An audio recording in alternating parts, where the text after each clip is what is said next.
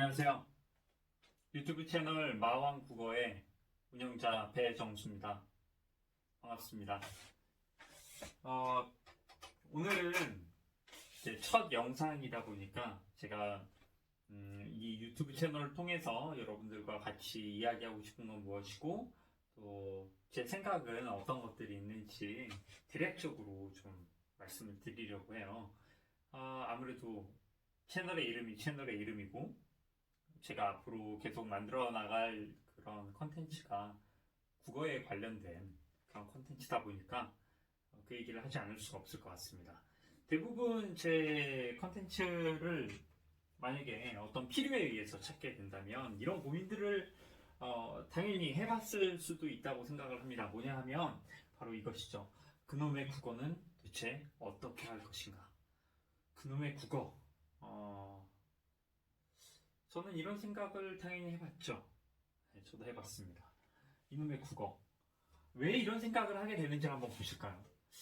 국어라는 말, 국어를 한다. 국어를 잘한다. 못한다. 어렵다.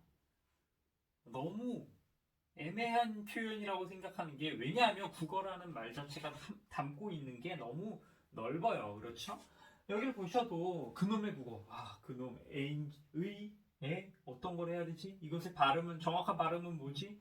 그놈애라고 발음해도 되는 건가? 와 같이 어떻게 좁은 부분도 될 수 있고. 국어라고 하면 우리가 지금 모국어로서 한글과 이 말을, 국어를 말로 쓰니까 모든 것들이 다 국어 생활인데 이걸 잘한다라는 건 또 뭘까? 하는 생각이 들 수 있을 것 같습니다. 이 범위를 조금 좁혀서 요번에 그리고 앞으로의 컨텐츠들 중에 일부는 입시, 그러니까 과목으로서의 국어를 말씀드리고자 합니다. 과목으로서의 국어 역시 문제점이 있죠. 뭐냐 하면 국어. 이 국어라는 과목을 잘한다는 게 굉장히 쉬운 듯 하면서도 어렵다. 왜냐하면 국어는 우리말 못하는 사람 없잖아요? 라고 얘기하지만 우리말을 잘 못하는 사람은 굉장히 많아요. 그리고 국어라는 과목을 어려워하는 사람도 굉장히 많습니다. 그렇게 보면 국어가 공부의 대상은 맞는데 이걸 점수를 잘 받았으면 좋겠는데 그런데 좀 어렵다. 그럼 어떻게 해야 되느냐? 이러한 고민들을 우리 같이 함께 나눠보도록 하겠습니다. 이 논의를 앞으로 컨텐츠를 통해 계속 만들 건데 그리고 같이 국어를 잘해가는 그런 시간들을 가질 텐데 제가 생각하는 몇 가지를 좀 정리해서 오늘 오리엔테이션에 말씀을 드리고 싶었어요. 먼저 첫 번째는요. 바로 이겁니다. 미담 같은 괴담은 없다. 미담. 아름다운 이야기. 공부. 어떤 사회적 성공. 너무 많은 미담들이 있어요. 사실은 굉장히 공부에 소질이 없고 어려워했고 그런데 어느 날 어떤 방법, 간단한 방법을 통해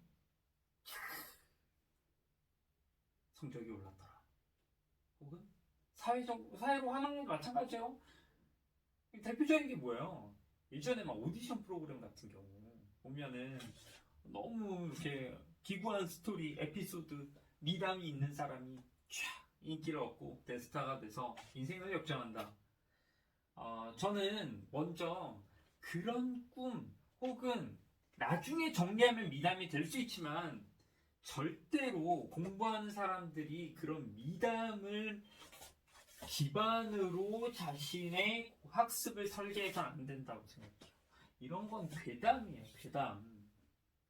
괴이한 이야기야. 이걸 가지고 이렇게 하면 될 거야. 한 방에. 자, 그 이면, 그걸 미담으로 받아들이는 이면에는 뭐가 숨어 있습니까? 내가 좀 덜 노력했어도, 내가 그만한 투자를 하지 않아도, 내가 그만큼 생각하고 힘들지 않아도 좋은 결과를 내고 싶다라고 하는 마음이 숨어 있어요. 근데 그거부터 버리셔야 돼요. 그렇게 할 수 있는 게 있으면 저 좀 알려주세요. 저는 정말 목마릅니다. 저는 지금도 램프의 지니가 있었으면 좋겠고 드래곤볼이 있었으면 좋겠어요. 그런데 그거 기다릴 시간이 없어서 공부를 할 수밖에 없는 거예요. 그런 방법은 없습니다. 이걸 먼저 전제로 하고 싶어요. 두 번째와 세 번째가 서로 떨어져 있는 게 아닌데 먼저 첫 번째 볼까요? 국어학습법에 대한 이야기인데요. 있어도 안 보여요. 이거는 학생들이 보통 가지고 있는 국어에 대한 고민을 요약하면 이렇습니다. 글은 보통 지문을 보고 문제를 푸니까요.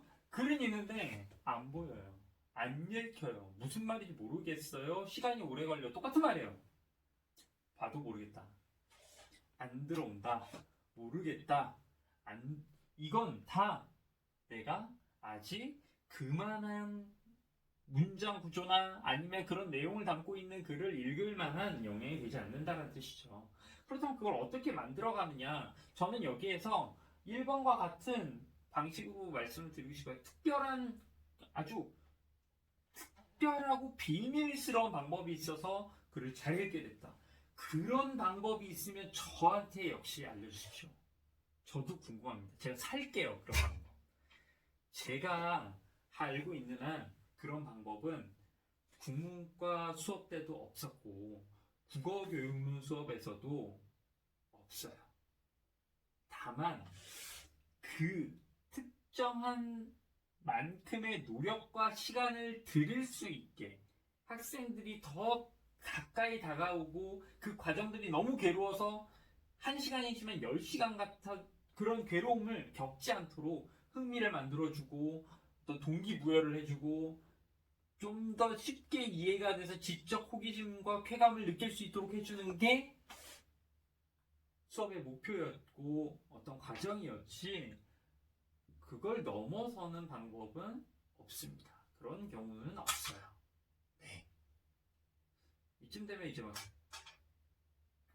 그럼 이걸 보는 게 의미가 있나 싶겠는데 그래서 저는 뭘 할 거냐면요. 저는 여러분들에게 그런 흥미를 줄 수 있는 여러 가지 컨텐츠와 아이디어를 녹여내도록 하겠습니다.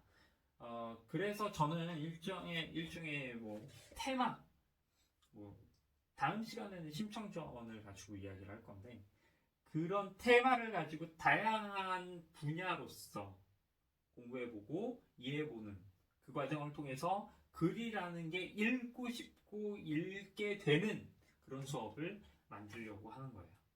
제가 유튜브를 통해서 만들어가고 싶은 과정은 그런 데 있습니다.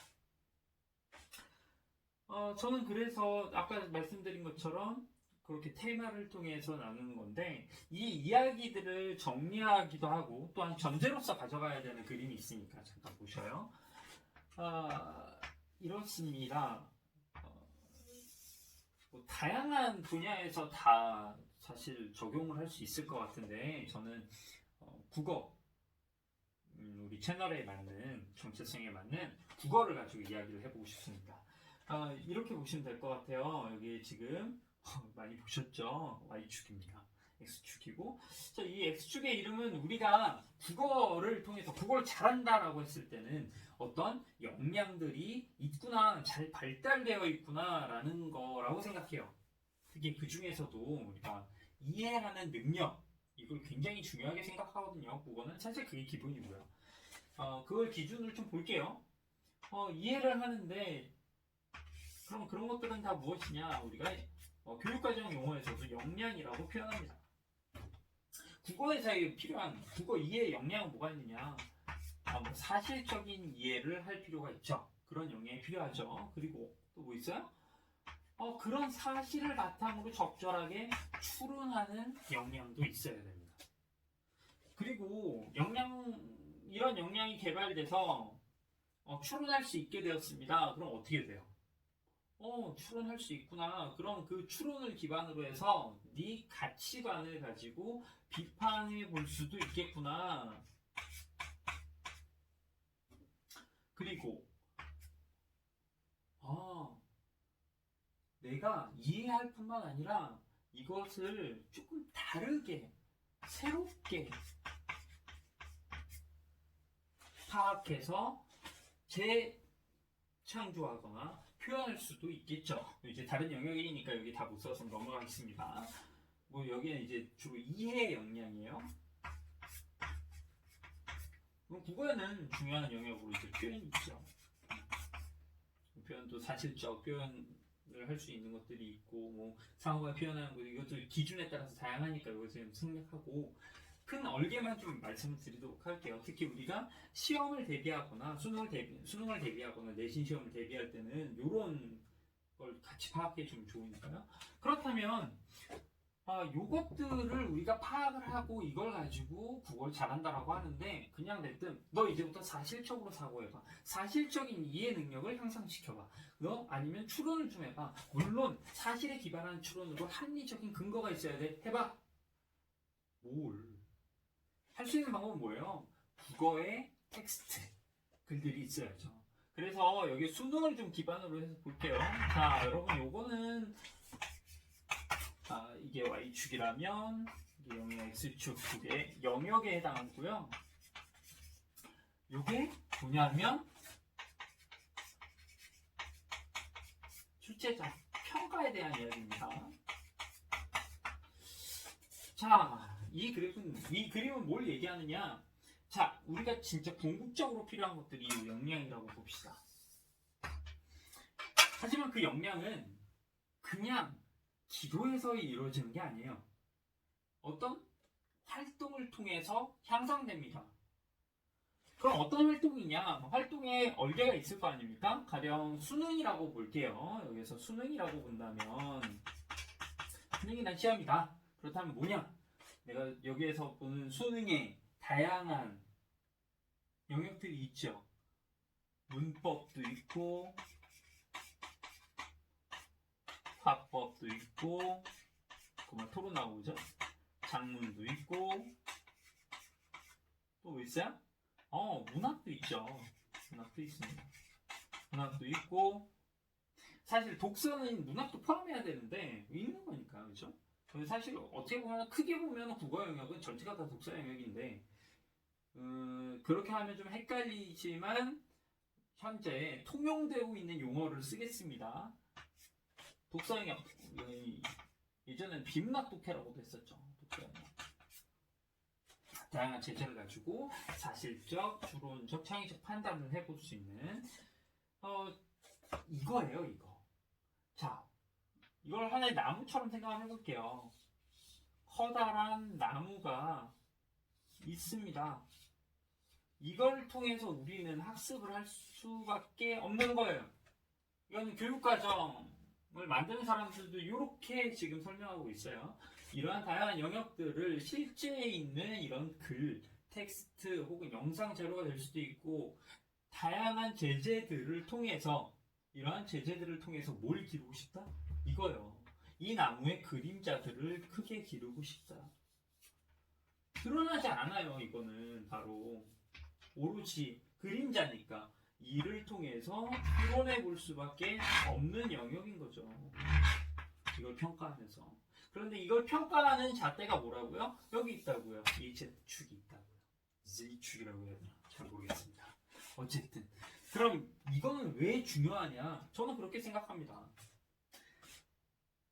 궁극적으로 우리는 능력을 향상시켜야 되는데 적어도 자신의 능력이 뭐 어떤 문제풀이 스킬이나 아니면은 이 출제의 방향성 같은 것을 잘 몰라서 내 능력이 평가절하되진 말아야죠. 그렇기 때문에 이 부분도 상당히 중요합니다. 이러한 요소들을 내가 평가해야지 라고 해서 나왔다면 역시 거기에 적합한 평가 방법에 적합한 공략 방식을 쓰는 거죠. 이게 바로 제가 생각하고 있는 국어의 그림인데요. 하나가 빠졌어요. 뭐가 빠졌느냐 하면 바로 이 부분입니다. 저는 이 부분 되게 중요하게 느끼는데 뭐냐면 이 전체에 영향을 주고 있는 게 있어요. 무엇이냐? 먼저 가까운 예로 개인의 심리가 있습니다.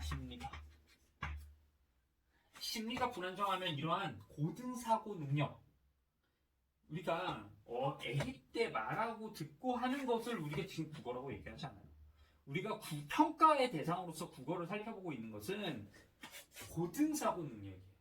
상대방이 생각을 파악하고 말과 그 밑에 이면을 마음을 이해하고 자신의 행동이 자신의 표현이 가져올 결과를 예측해서 합리적으로 판단해서 행동할 수 있는 국어 생활. 그때 국어는 고등사고 능력이라고요. 그런데 그런 고등사고는 놀랍게도 굉장히 자그마하고 단순하면서도 강력한 정서의 영향을 받을 수밖에 없습니다. 굉장히 커요. 근데 이거는 너무나 당연한 얘기예요. 가령 저한테 큰일이 생기면 저는 평소에 읽을 수 있던 책도 못 읽을 거예요. 너무 슬프다, 너무 기쁘다, 화가 난다, 안 읽혀요. 책이든 글이든. 국어 생활을 내가 말하기, 듣기, 읽기, 쓰기 다양한 영역들이 있는데 그 중에서 굉장히 일부분만 할 수 있다는 거죠. 이 심리가 굉장히 중요해요. 그런데 그 심리는 어디에도 영향을 받냐 하면 외부의 환경에 영향을 받아요. 안타깝게도 여기에서 제가 해드릴 수 있는 게 많지는 않습니다. 제가 개인의 심리를 조정할 수 있으면 최면술사 했겠죠. 뭔가 다른 방법, 그 정도의 능력이 있었으면 좋겠는데 그렇지 않아요. 더구나 영상을 통해서 제가 어떻게 해드릴 수 있는 방법은 없을 것 같은데, 없다기보다는 굉장히 제한적이죠. 저는 그래서 제가 할 수 있는 부분들은 콘텐츠로 만들고 싶어요. 조금 힐링을 한다든지 아니면 환경을 스스로 좀 조정할 수 있는, 여러분의 힘들이 생각보다 큽니다. 스스로의 용기와 결단이 자신의 환경을 좀 바꿔줄 수도 있거든요. 제가 직접 나가서 해드리면 좋지만 좋은 방향도 아니고 그럴 수 있게 도와주는 콘텐츠를 만드는 것도 계획하고 있습니다. 어쨌든 이 그림은 여기에서 끝나는 게 아니라 이 부분들을 생각 안 할 수 없다는 거죠. 이 전체가 제가 국어라든가 아니면 어떤 국어 아니어도 다른 시험에 적용할 수도 있어요. 각자의 시험마다 필요한 영역이 있을 거고 그 영역들을 공부하면서 늘려야 되는 역량이 있어야 되는 거고 그걸 평가하는 대상이나 주체자, 출제자가 있을 거고 거기에 맞춰서 우리가 공부를 해야 되고 그 와중에는 심리와 환경의 영향을 받는다. 어디에든 통용되는 거니까 이걸 통해서 우리는 국어의 큰 그림을 좀 봤고요. 그리고 저는 이거에 맞춰서 콘텐츠를 만들고 여러분들과 함께 배워나가도록 하겠습니다.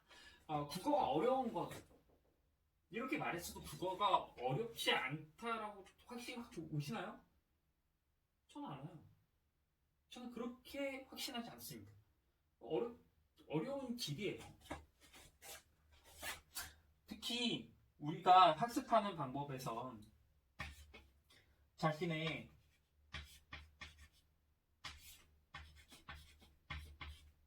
생각을 키워가야 되거든요. 자신이 보게 되는 말과 글을 통해서 이것이 어떤 의미구나, 어떻게 쓰는구나 생각해야 되고 자신의 생각을 또 글로 표현할 수 있어야 되고 그리고 궁극적으로는 자신의 생각을 생각해 볼 수 있어야 돼요. 메타인지라고 얘기하는 것처럼 우리가 내 그림에서 여기서 내가 빠진 게 무엇이며 어떻게 가지고 나가야 될 것인가 거기까지를 우리가 학습법을 통해서 해나갈 거거든요. 당연히 이게 쉬운 길이 아닙니다. 여러분들은 여러분들의 생각을 정확하게 표현하고 계세요? 다 표현하고 계시나요? 그걸 굉장히 세밀하게 파악해서 표현하고 오해 없이 전달하는 게 굉장히 어려운 일이에요. 자기 자신에게도 어려운 일입니다. 그런데 그 어려운 방법을 해낼 거고요. 그렇게 해서 국어를 잘 하게 될 거예요. 자, 여기까지 말씀을 드리면 그렇지 않아요? 요령은 없다. 어렵지만 반드시 필요한 방법을 활용할 것이다. 거기선 듣고 있는 구독자와 시청자 여러분들의 흥미를 유발해서 내가 그런 습관을 만들고자 한다. 그게 내 교육 방법이다. 국어라는 것의 큰 그림은 이렇기 때문에 내가 이런 세 가지를 생각했다. 그런데 다시 원점으로 돌아온 질문을 지금쯤 다시 할 수도 있을 것 같아요. 왜냐면 내가 쉽게 머리에 넣어줄게 이렇게 얘기하면 너무 간단한데 안 그런다잖아요. 그죠? 그런 방법은 없다잖아요. 그렇게 살 수 없다면서요. 그러니 다시 이런 생각을 할 수 있을 것 같아요. 그 무슨 상관이에요? 그러면 국어가 내 인생에 무슨 상관이냐고. 이렇게 생각할 수 있을 것 같습니다. 좋은 질문이에요. 언제나 이런 질문 환영이에요. 반항적이지만 왜냐하면 가장 큰 질문을 다시 한번 물어보는 태도는 필요하거든요. 아주 좋은 질문입니다. 상관이 있죠. 일단 이 컨텐츠도 그렇고 단기적으로 제가 입시, 진로 여기에 해당되는 내용인데 이거는 또 진로는 진로대로 한참 설명해야 되니까 좀 보류하고 그냥 우리가 입학해서 수능 봐가지고 아니면 내신을 잘 좋게 해가지고 입학을 해서 결국은 취업을 하고 혹은 뭐 창업을 하고 근데 학력이 어느 정도 필요하고 그래서 하게 됐다. 생의 과정이잖아요. 그 과정을 지나가는데 무수한 경우에 다 국어를 활용해요. 그러니까 과목으로서 국어를 잘하는 것도 되게 중요하고 이 과정에서 되게 중요하고 그 외의 과목들을 서로 배워나가는 시간은 다 국어를 활용하고 있다. 영어의 몰입교육 좋죠. 사고 물론 영어로 사고하고 영어로 말하니까 우리는 그때 국어가 필요 없는데요. 그래서 그 몇 과목이나 되는데 국어를 통해서 아주 굉장히 유용한 도구예요. 어떻게 보면 거의 우리에게 입시를 하고 있는 많은 학생들에게는 유일한 도구 아닙니까? 우리말이 유일한 도구죠. 뭘로 해 그러면 텔레파시로 할 수 없는데 심지어 평가도 결국은 그걸 알아야 그걸로 평가에 응할 수 있는 거잖아요. 그래서 되게 중요하더라고요. 그런데 이게요, 커서는 뭐 입시 커서 지금 수능 성적으로 인생을 사나요? 성적은 좋고 인생을 좀 살 수도 있지만 그걸 아니라고 가정하더라도 국어가 굉장히 큽니다. 왜요? 결국 우리는 살아가게 되죠. 사는 동안은 계속 국어를 쓰거든요. 언제 써요? 늘 생각할 때 쓰고 말할 때 쓰고 들을 때 쓰고 쓸 때 쓰고 읽을 때 쓰고 다 쓰잖아요. 그런데 이게 뭐가 중요하냐? 계속 쓰니까 이걸 굳이 배워서 할 필요는 없지 않느냐? 아니요. 실력은 무조건 특정 수준 이상 굉장히 잘해야 더 유리해요. 왜냐하면 인생이 정말 행복한 시간들을 많이 만들어내는 거 되게 중요한데 문제 상황이 끊임없이 오기 때문에 그거에 대처하는 것도 되게 중요하잖아요. 그런데 인생의 문제 중에 대부분은 그리고 대부분 그걸 해결하는 방식은 국어를 통해서 이루어지잖아요. 여러분 잘 생각해 보세요. 요즘은 뭐 어린애들도 뭐 지들끼리 문제 해결할 때 때려서 하는 게 뭐 결국은 뭐 법적인 상황이 되는 거죠. 나이가 들면 안 그럴까? 좀 더 언어에서 자유로워지나요? 아닙니다. 아니에요. 끝없이 우리 어떤 인생의 문제는 늘 국어로 해결합니다. 그 안에 있는 지식들이 부족해서 전문가를 뭐 찾아가고 이런 걸 떠나서 그 도구들은 항상 국어라는 거죠. 그 도구, 자신이 갖고 있고 남들과 같이 공유하는 이 도구인 국어를 우리가 작게는 입시와 수능 과목으로서 어떤 내신의 과목으로서 접하게 되겠지만 결국 궁극적으로는 자기 인생의 좋은 무기로 무기지만 남을 해친다는 게 아니라 모두가 갖고 있는 무기니까 모두가 갖고 있는 훌륭한 도구니까 그걸 잘 활용해서 행복하고 문제를 잘 넘어갈 수 있고 잘 돌파할 수 있는 그런 삶을 살기를 바랍니다. 그게 제가 지금은 작지만 이 채널을 만들어서 전달하고자 하는 원대한 꿈이에요. 다음번에 다른 컨텐츠로 또 찾아뵙겠습니다. 감사합니다.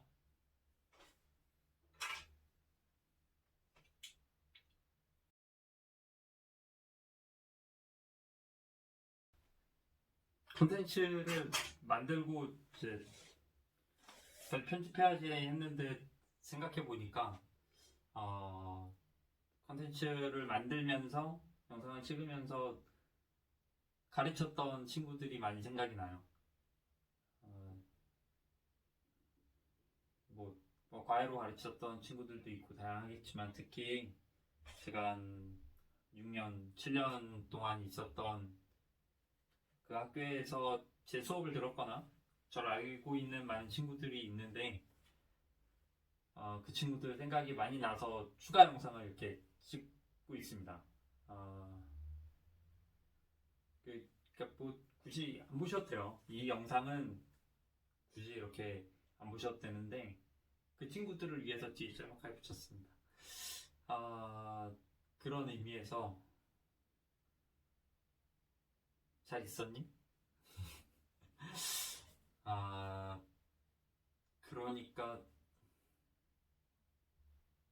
되게 많은 생각들이 나더라고요. 여러분들과 같이 있었던 시간들이 그 뒤에 이렇게 칠판이 있으니까 조금씩 떠오르고 많은 일들이 있었으니까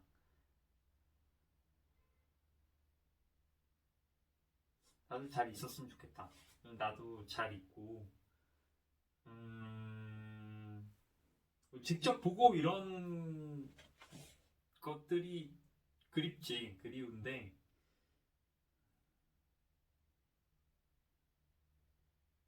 또 그런 기회가 또 있겠지. 적어도 내가 이렇게 새로 시도하는 일들이 어쩌면 그냥 잊혀졌을 수도 있고 그냥 뭐 떠올려보니까 그런 사람이 있었는데 이 정도로 끝날 수 있던 걸 이렇게 영상으로나마 비록 바로 대화는 아니지만 영상으로나마 이렇게 마주할 수 있어서 너무 행복하게 생각해.